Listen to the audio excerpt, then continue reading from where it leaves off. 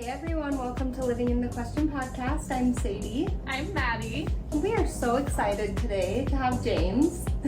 I met James a while ago through my mom actually, and they just became great friends, and me and Maddy actually went to a conference one time and listened to James speak and a couple other people, and it was so motivational and so beautiful. We're like, we need James on the podcast, so welcome, James. Well, first of all, Maddy, thank you for having me. Yeah. Say thank you for having me. I feel like we're about to have a monumental moment, you know? Yeah. So thank you for letting me be a part of it. Of course. Thank you. Yes, thank you for being a part of it. This is going to be great. So, where do we want to start off, Matt? I think we should start with like a little intro of James. Okay. So this is James Dixon. He is a motivational speaker, and just you emanate this like positive energy. We walked into his home and it's like it just feels good and natural to be here. So thank you for that. I'm honored. Let me tell you something. What is awesome is that people in life have a runway. Some, it's like either they're landing and they've given up, or they have a runway they're about to take off and go to the next level. And I want to tell you what it feels like for me is that you guys are about to go to a whole new level. I'm glad to be on your podcast now before you blow up, because as it will, there's going to be hard for people to get on with you. And so I'm honored to be here now. Well, thank you. That's how I feel about you. I'm like, we need to get James on the podcast before he gets too big, because... I just had a magazine that's coming out that goes all over the world that ranks the top 20 motivational speakers in the world. And so if you turn to it, you'll find that they have a ranking, and you'll get to see it. This hasn't even come out yet.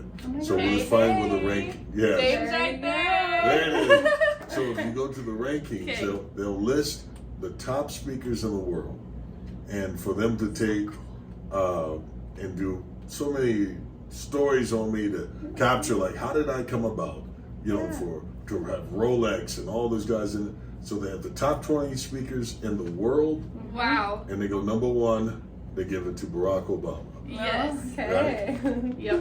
Number two, Simon Sinek. Number three, Tony Robbins. Number four, James George Dixon. And you go on, you see all these household names that go after me. And so you see, whether it be Gary Vee, Eric Thomas, Nick, these guys are all, people I grew up listening to. Yeah. Right. And now to have the world look at me as surpassing all the idols. Right. That's why I was like, you have to set bars. Like, I want to go over this bar. I want to pass this group because I want to be me. Yep. I don't want to imitate anybody else. I want the world to know me for me. Right. Because it costs me too much to be me, to imitate them. Right. That is true. So on that note, James, our listeners may or may not know of you. Can you share your story with us? Will do. Mm-hmm. I was born in Anderson, Indiana. My mom and dad were young and didn't know how to take care of me because I was born with disability. The idea my father struggled with was, how could I have a crippled son? Because all his life he dreamed of my boy being able to play sports with him and do all those things. Right. And I was a kid who never was able to walk until I was 11. And so to have a son that never took his first step was an embarrassment for him. My mom, responsibilities were very heavy on an 18-year-old. I had surgeries every 6 months from the time I was 3 months of age. And so it set off a whole lifelong recovery hospital, wheelchair. And then my grandmother, that was my saving grace. She spent her time investing in me. She couldn't read or write. And so she made sure that I got a tutor to make sure I could, so that I could be her translator, if you will. And so as a result of it, I learned to read early and write and all those things. And so I developed all these skills and a memory, and I found out that I had a photographic memory. If I read something once, I know it for life. And so the more that I would read, the more I would learn, the more I would retain, and it gave me all the ingredients that I could draw from today. So if you find out I lost my leg at 11, the recovery of it allowed me to become able to walk. As a result of learning to walk, I decided to play sports. I got a basketball scholarship with one leg. I got I set world records in powerlifting. So Then Olympic training centers, there's posters, billboards of me that motivate other Olympians around the world. You know, and then I wrote a book about it a year ago, in last July. And the book came out, you know, I didn't know anyone would want to hear my story. But more people have purchased my book than I ever imagined, 500,000, right? Wow. And That's awesome. which made me an international bestseller, which is humbling. I've traveled all over the world now. I've spoken everywhere. I've gone from working on the factory floor a year ago with 32,000 people who are on my YouTube channel. Today I've got 1.5 million. There's a 12 million views a month on my Instagram alone. I do 45 million on YouTube and maybe 4 million on Facebook. So the world has changed for me. So in a year, everything shifted. Everything shifted. How has that been for you? Like, how Well, did that feel when everything just blew up? Was it like, wait, what? Can you imagine struggling to come up with rent money, right? Mm-hmm. And then you go to the point where you can go anywhere in the world, you can buy anything you want. And then when you get all that type of money, you can buy every name brand, you can do all those things, you buy houses with cash, you name it. And you realize that it's not money that made you happy, nor the pursuit, right? But it is like finding your purpose. If you're struggling financially, you're struggling whatever, but if you love what you do, stay in it, because your passion and profitability will come together. Yeah. You just don't know when, but it's coming. Just don't give up on it. We talk about that a lot actually on this podcast, just like putting your energy into things that make you feel alive. Yeah. You know, and those things will grow because of how you feel, you know, Right. like those things bleed out and they just, can grow. And you are a living example of that. Right. So thanks. So wait a minute, let me ask you guys this. Yeah. If someone were to say to you, we're going to give you $500,000 a year. In return, you will live in a lighthouse. You'll have no access to anyone. You'll have no access to anything, but you'll make the money a year. You just don't have access to people. You don't have access to electronics. Your job is to turn the light on and turn the light off in a lighthouse. Could you do that? I think I could, honestly. You think it? Like I could you be know, away from everyone. So here's the thing: without physical touch, without communication, Yeah. depressions and all those things would set in. Yeah. No amount of money would be No. worth it. Yeah. And to give up the prime of your life, being isolated and Right. alone, Yeah. because there comes a time where age gets to, imagine the people in a nursing home, when no one comes to see you, you're sitting there, the lights are on and no one's home. Yeah. You see, Yeah. there is no amount of money that can replace that. That is true. Those connections. Yeah, Human connection. relationships are the most valuable thing that people have, not degrees. I didn't finish college, but yet I have honorary doctorates given to me because of what I've done. Right? Yeah. I have the President's Lifetime Achievement Award being presented to me in 2 weeks. You know, James. I'm being knighted. You know, I think about the stuff that has happened for me because I was willing to become in proximity to other people. Yeah. And connect with people, right? That's And it. just It's the yourself. relationship. Yeah. Yeah. So James, you are speaking to finding your purpose and pursuing it. How did you do that? How did you know what your purpose was? And Wow. You know what? I think it leaves clues throughout the course of your life. You'll find yourself where people keep saying, you should do this. You know what you'd be good at? And they'll keep echoing it. You ever have people say, man, you're such a people person. You have a great personality. And so the more that people are affirming that, those are like clues that, you know what, there might be something to it. Because you stand out for it. It's what people that don't know each other find themselves saying the same things to you. And if you find yourself saying, you know, I've heard that before, right? Embrace that, because that's like an echo from the universe saying there's something in that for you. And so sometimes your gift can be soft skills. Maddy, there are times where you've been able to talk to people and they were like, you're so easy to talk to. So you probably have had this thing where people say something about you that draws me to you. Or you just seem so vibrant. Or there's something they love about your indomitable spirit. You'll find that the more you start leaning into those things, the more you realize, like, wait a minute, I kind of am gifted at this. And then people will come to you and be willing to pay you to be a part of something. Mm-hmm. You have no idea, how many favors or people will do for you because of you leaning into your purpose. Yeah, that is very true. So we're talking a lot about like our purpose and all of these things, which is so beautiful, right? But like, I feel like we don't just find our purpose out of nowhere either. So we're kind of talking about that. But before that, right? Like before you find your purpose, you might have these little clues of, oh, this is something I really resonate with, or this is something that I love. But I feel like a lot of people get stuck in, oh, well, I can never be that. Or, oh, well, I can never do that. Like, that's just too big for me. Or they let those thoughts kind of get the best of them. And I think that is a real thing for a lot of people throughout their life. So how do you not listen to those thoughts? Like, did you ever have a moment like that where you were like, is this me? Man, there's been people, you ever see the cartoon where you got an angel and a demon on the other side, right? Whatever it is. But you have these things, you have this, people who are like, you come from too small a town. Well, everyone will do that. Or second guessing yourself. Someone said you're beautiful and you're like, I'm okay. Yeah. And whatever it is that makes you say that to yourself, to dumb yourself down, you got to learn to put that voice on mute. Because it comes from a place where we think we need the validation of others to be us. No, man, I am valid by the fact that I was born. I was valid when I was disabled, when I was in a wheelchair. There was nothing that you could tell me that God hadn't already said about me. I am loved, I am valuable, I am whole, even if I'm missing parts. And as a result of that, I got to the point where I wasn't looking for people to affirm me.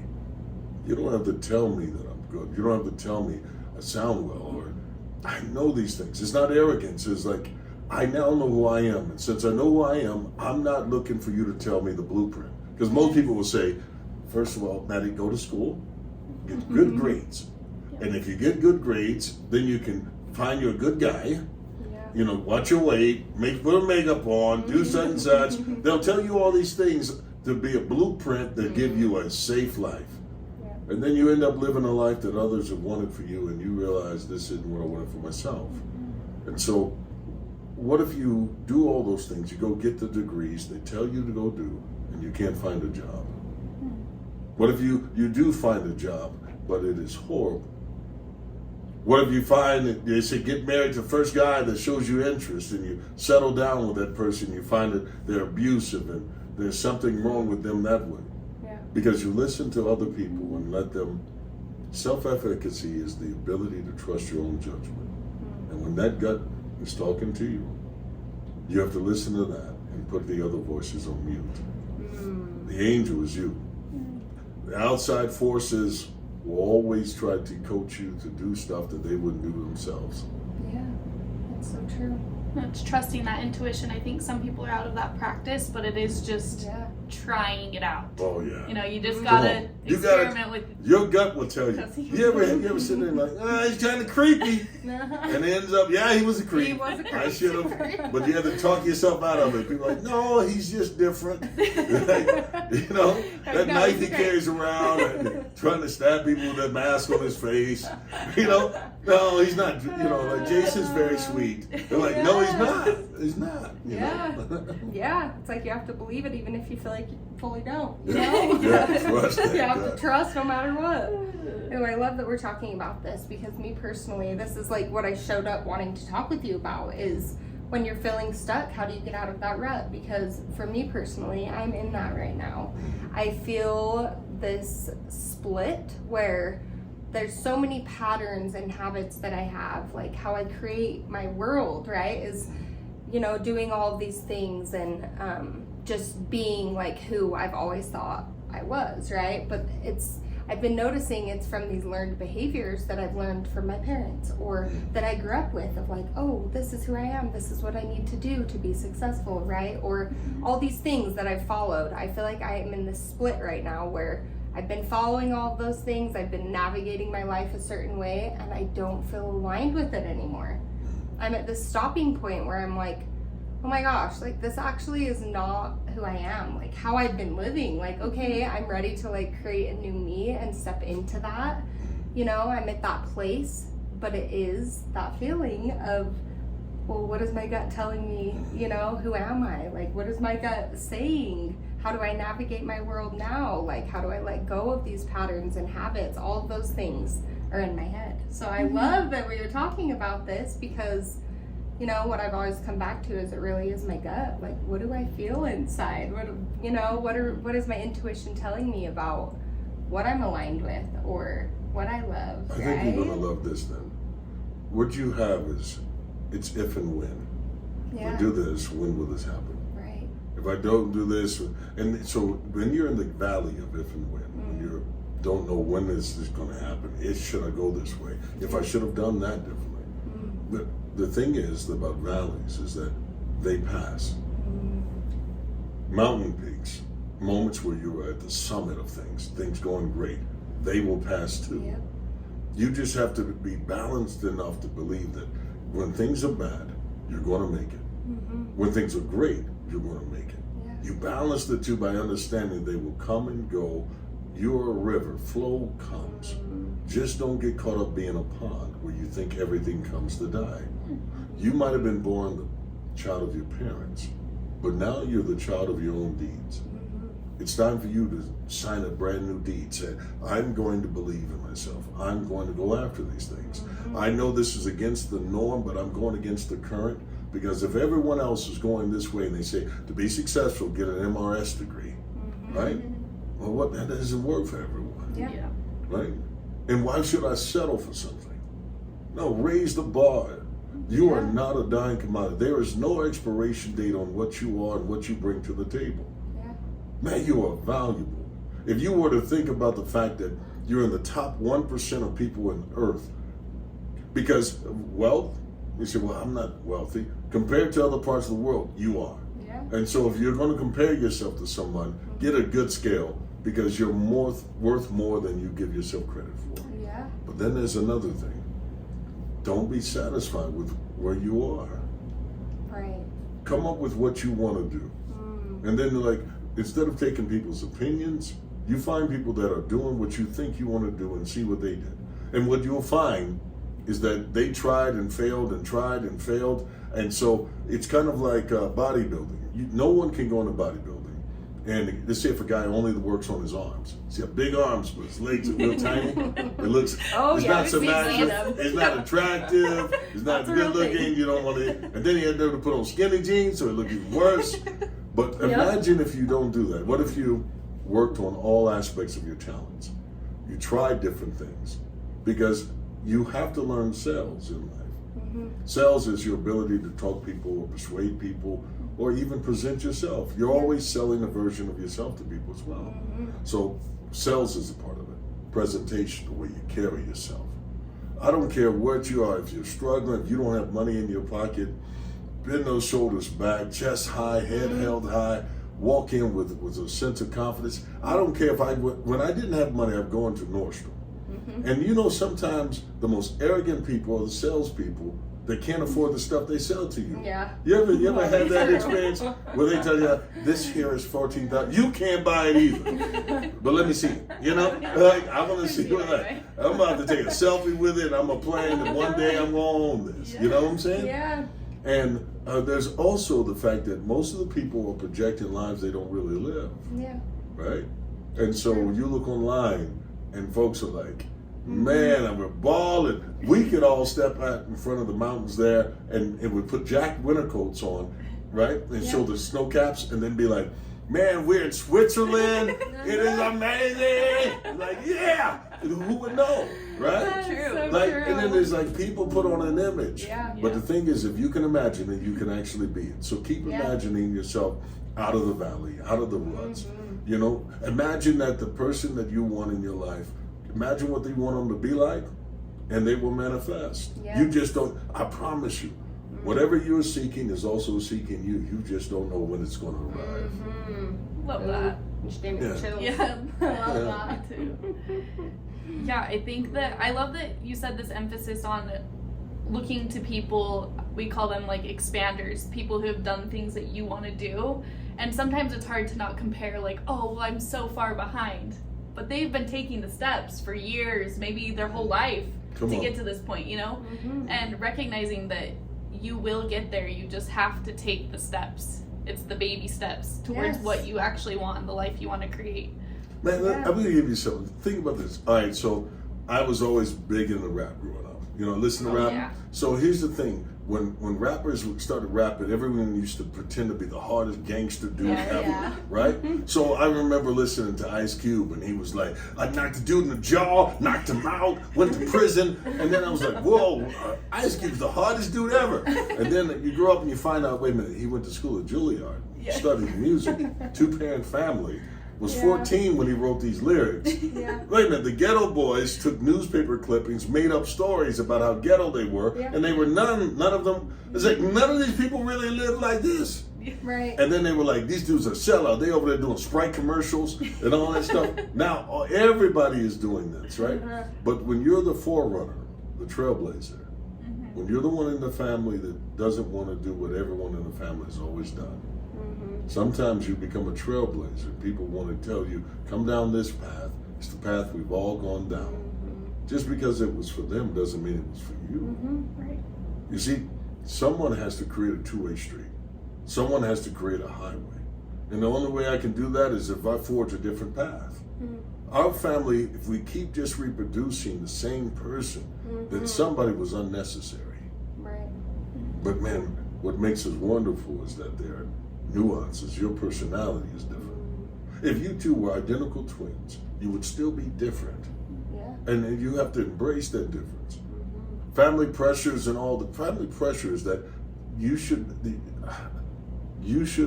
seek to live in such a way that when the obituary is written about the two of you, that it is glowing. That the family can take pride in the fact that she lived life to the fullest. She was joyful. She made us feel a certain way. She impacted us. The earth is different because of her. The dash is not the dates between, it's the pause that we all go on because there has never been someone quite like you. Right. You're unique. Right. We just got to not imitate others. Yeah. Because what I found is that eventually the truth comes out and you find out Ice Cubes ain't all that strong, you know? He ain't all that tough. As ghetto as he tried to keep it, you find out, put his kids through private school. Like, nothing about these dudes. It's all image. Yeah. But if they can fake an image, you can become a real image of yourself. What do I really want? See it, make it plain to yourself what you want, and then go after it. Even when others tell you don't. Go after it. Yep. And again, like the whole faith thing, right? Like in manifesting, like even if you don't fully believe it, go after it. Oh yeah. Because So it's it's what not you fake want, it till you make right? it. It is do it until it becomes real. Yes. Yeah. Until it becomes If you reality. want an audience, you want engagement, you want people to do, you don't have to be like, hey, listen, we got OnlyFans with amputees. Check us out. You can see 1 foot at a time.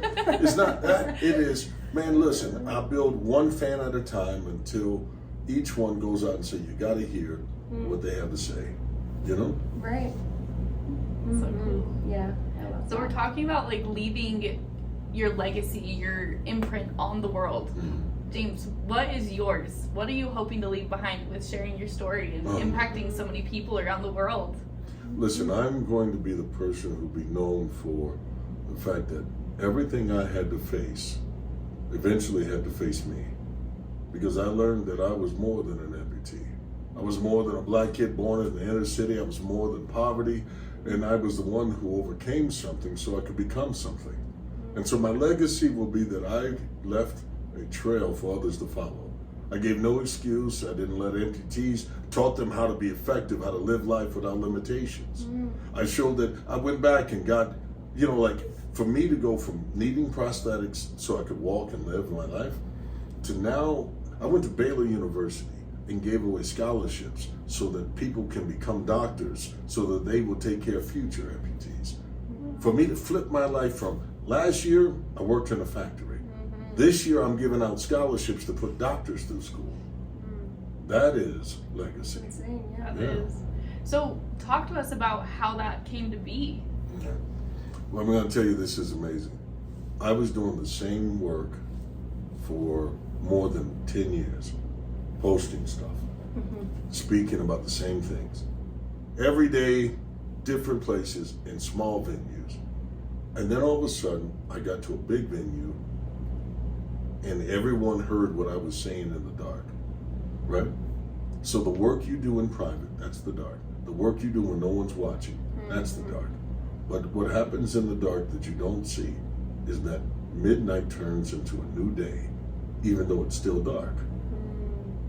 You may not see it yet, but the change has already taken place. The light will come. The work you did building your name when no one was watching is the reason why your name will be in lights when everyone does watch. So when I went on stage and I shared what I had been saying, what they didn't realize is I had just been speaking to one-on-one where people were dying at their grave, at the bedside. I was the last person they talked to soldiers in the VA hospitals.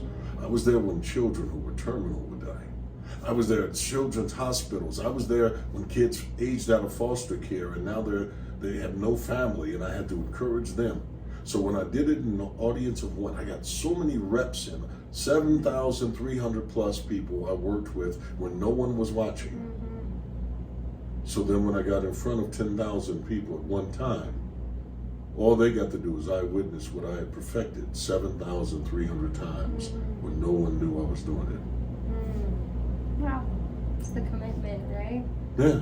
Commitment Man, to just keep being doing you. it, yeah. Right? But every podcast you do right now is perfecting your media skills. Oh, yeah. Every time you do an episode, you're getting better, you're polishing. Look at your first episode to today, right? Now, the more reps you get in, when somebody from like Larry Namer from ETV is going through YouTube or listening on Spotify, whatever is happening, somewhere, somebody will listen to it. Right now, if we said, hey, get this to Oprah, get this to Ellen, Please. get this, we could do that, right? Like you say, hey, Yeah. Kathy Ireland, I need you to see this. That is probably one person away who will say, hey, Kathy, they mentioned you, and I use, it could be anybody, but we can be like Taylor Swift, right? Yeah. It's like, well, how difficult it is to get to Taylor? Well, I never thought I'd end up at the Super Bowl and I'd be there with her, you know? Yeah. And so speaking put me in proximity. When I got in proximity, now I'm with them and I'm not awestruck because I truly believe there's nothing they're made of that I wasn't. Yeah. Man, you Just get the there and truth. you're like, man, Yeah. wait a minute. They got blemishes. They got acne. They walk funny. They're human. Stuff you never knew, right? Like, man, did she pass gas? You know, there's different stuff you learn about Yeah. folks, and then you realize I was wrong to idolize them Right. when I'm an idol my damn self. Right.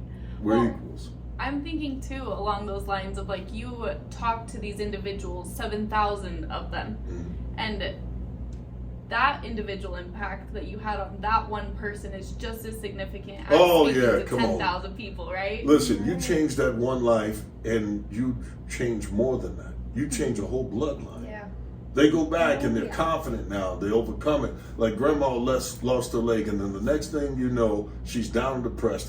They say, is there anyone we can talk to? We got a peer advocate named James Dixon. Let's see if he'll come. James comes. I talk to her. She starts to believe. I turn the lights on, the cameras, you know what I mean? The curtains that open up, and I Yeah. bring up the temperature of the room emotionally. Yeah. And all of a sudden now this person's on fire, and they believe they can do it. The family walks back in there expecting the same depressed person, and now they see them sitting up believing I can do anything. And they go, wow, James, now even if grandma passes, they go out and pass my name around. Everywhere they go. So it's like stepping on a fire, embers go everywhere. And so I set the whole place ablaze. That's what I'm saying about you. Your talents, your gifts. You're never speaking to each other. You're not speaking to me. We're speaking to an audience that will share this, of people that will hear this. And there'll be someone who will find positivity, they will find hope in it, and they will spread your name. And it only takes one show, one segment to go viral for the world to change for both of you. That's so true. I was actually thinking about that last night. It just popped in my mind of like, why have I been doing this podcast for almost 3 years? Like, what is my driving force? What is that for me? And I stopped to think about it, and I was like, if one person hears one episode that changes their life, like, I did my part. Right? No, I did my job. no.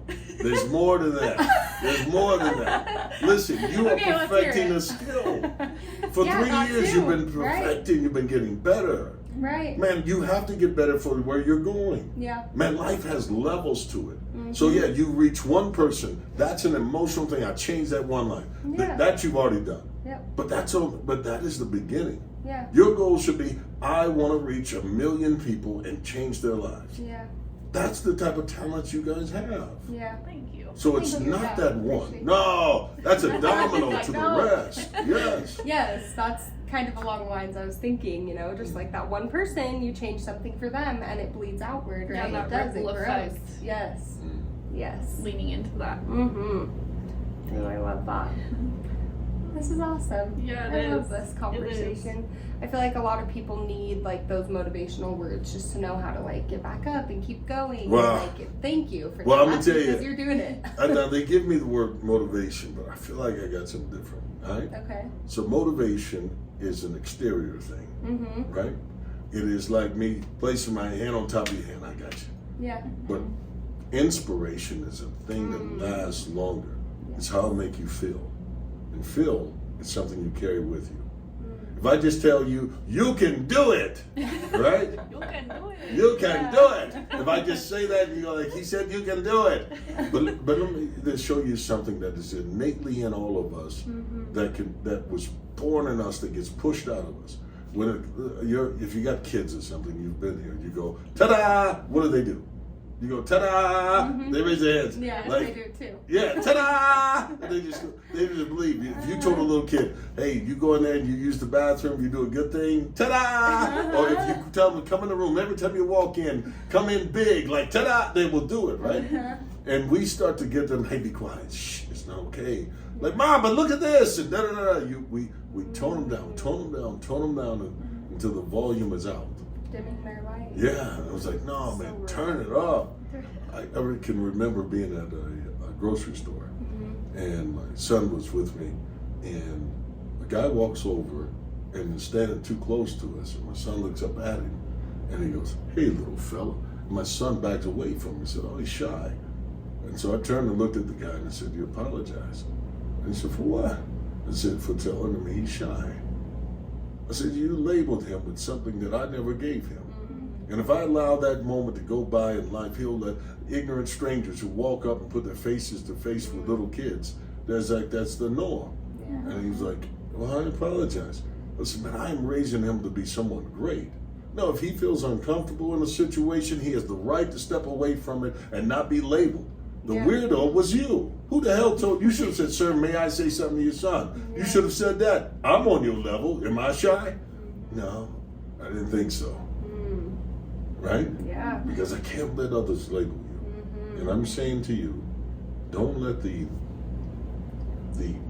growing part of you be squashed or made small by the words of others who don't understand what they're looking at. Keep building it. The 3 years is why when people say, you're an overnight sensation, like they said to me, man, you got big so fast. You came $1 millionaire so fast. No, it wasn't fast to me. Yeah. Man, you know how long it took me? Man, for a decade, it felt like I was in that lighthouse alone. Right. But I wasn't. It was just working. I was perfecting a skill. Yeah. And I'm saying the same to you. The number of years, the number of time. How long have you guys been together? Like known each other? Nope. Through the podcast. In the podcast. About 1.5 years. So Yeah. much. So for 1.5 years, you needed to do it to work on you. When you guys came together, it was like Wonder Twins. Power that comes together. You plug in that superpower, Yeah. two of you can do more than one ever could. And then the way that you guys can move and impact people and think and play off of each other. And so 1.5 years of working and polishing and iron sharpening iron until you can become two hell of a weapons, right? Yeah. For Yeah. sure. So it's coming. Yeah. I believe it. It is I really too. do. We've been feeling that lately. Like something's coming. I believe it. So, I have a question for you. You've done all of these things. You can travel the world. You're in the White House. You're doing the most. Yeah. How do you stay humble? Well, I don't know if I have to be humble. The thing about that, to be humble is to have been defeated. I've done that. Okay. So I don't have to stay something that I already am. I already know what it's like to lose. The biggest loss I ever took was the rejection that I felt when my father said, "You can't be mine, you're crippled." Imagine, man, all I ever wanted was to be picked up by him, to be embraced by him. And he would tell me, there's no way I could make a cripple. And so I was already being humbled. That's a defeat. Yeah. When my mom slapped me when I was in the hospital, when I thought I could be more than the word cripple, she said, "You're only a cripple. You've always been a cripple. You'll always be a cripple." When she did that, that was me taking a loss. That was humbling. When I went to God and I was like, "Please don't take my grandmother from me. She's all I've ever loved. It's the only unconditional love I've ever had." And she died and I struggled. I was humbled. And so when I get here now, oh man, I've already been humbled. I don't have to remain something that I've already been. I'm going back to reclaim something. It's the words that my grandmother spoke over me that one day I would change the world by impacting people's lives. And so I go get those things. And I didn't come to take sides. I came for a takeover. I came to bring some stuff back. I came to make sure they know her name. You understand? And so it matters to me. I give absolutely everything every time I get up and speak. I speak from the heart, and I leave it there. I never come off stage and say, "How was it?" The reason I don't ask how was it is because I know I emptied myself.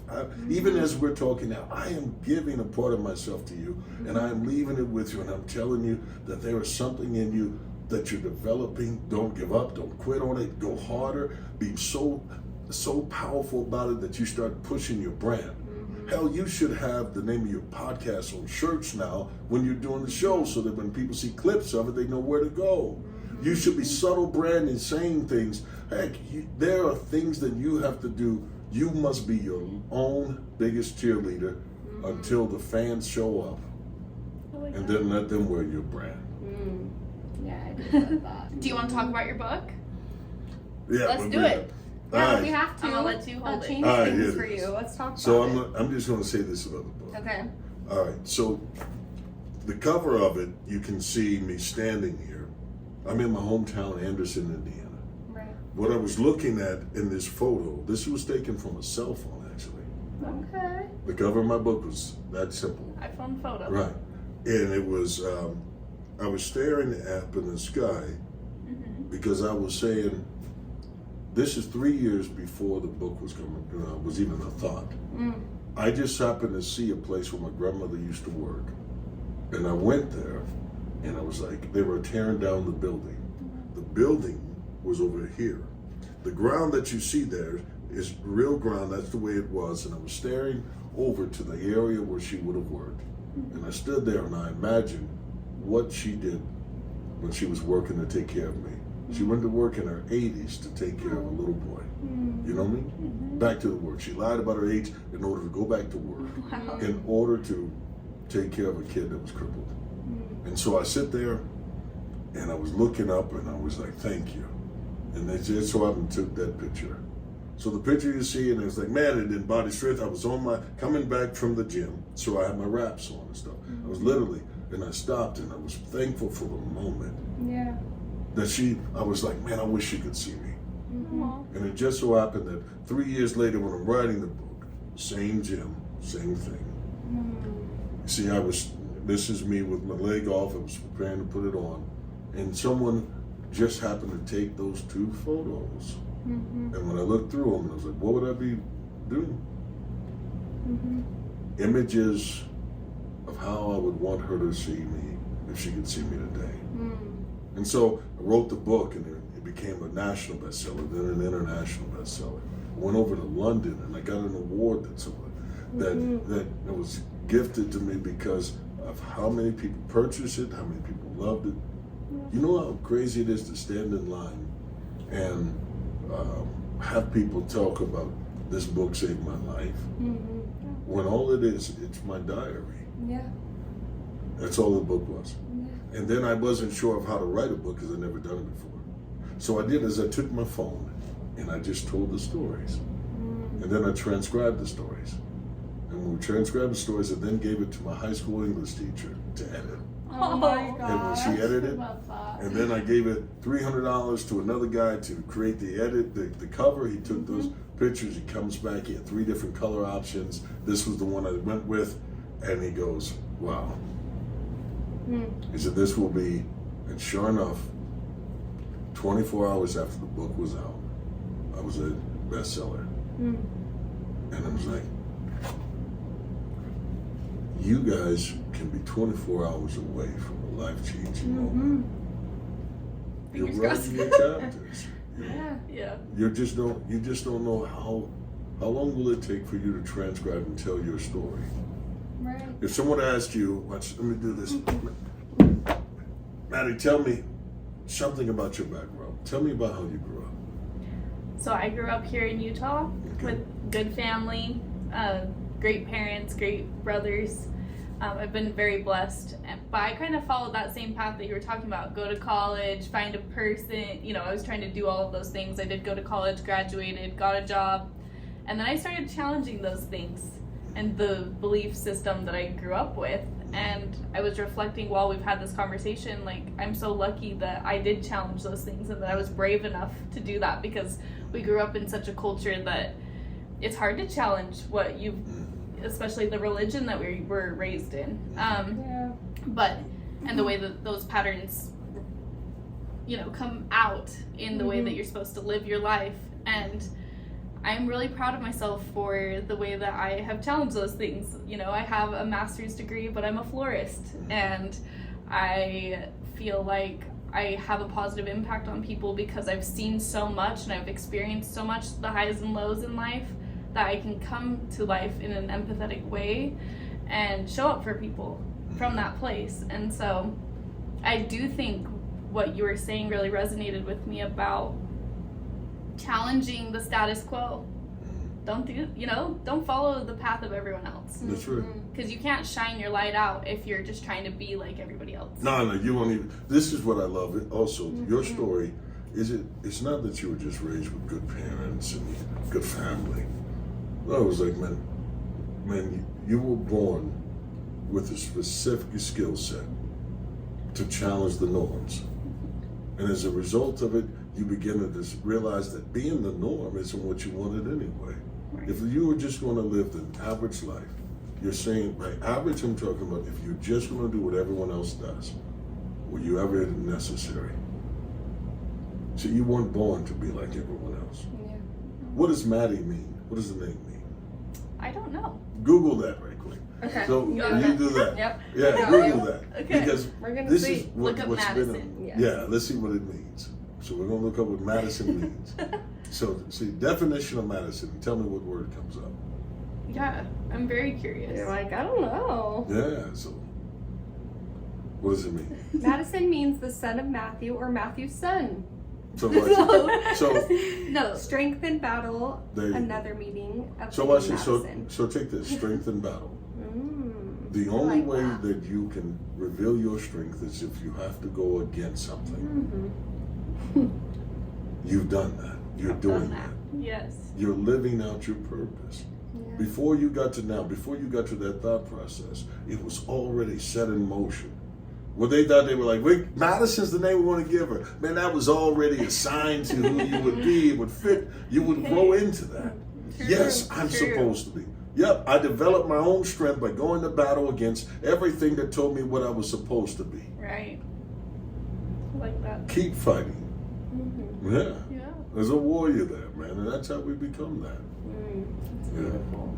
Yeah, they were actually inspired to name you that because of Dolly Madison, who saved the paintings from the burning White House. Oh my gosh. So she was a baddie. Yeah, but she ain't the only one. Yeah, Right. you're here now. Yeah. Oh, that's so awesome. So I was just thinking about too, like you were just telling us before we started the episode, like you have so much going on, you're so busy. How do you stay present? Like, how do you stay present? I'm not Do you present. have a practice? I'm not. You're not. I'm gonna tell you. So listen, I don't focus on my past because I've surpassed that. Yeah. But I can't just stay in the present because you will find this as well. You have to make quantum leaps before you can help others make them. Quantum means you have to be thinking for the future like I'm not thinking about, like I've got an event coming up in about a week and a half, right? I got all these thought leaders coming in, all these heads of corporations, whether it be Carfax, we have the CEOs and all these guys coming in to meet me, right? Got all these guys coming. I'm already thinking about things for the next event or the next month. I've already lived that day. But it's because I've already seen I can't just stay here in this second. Now, if you mean present in the sense of like, when I'm with you this moment, nothing else matters more than That's what my I time mean, with because you. you're talking about I'm being there. on stage and Right. just like But when I'm there, giving it all. I'm not even, so let me give you an example of what I go through when I'm trying to be present on stage. Yeah.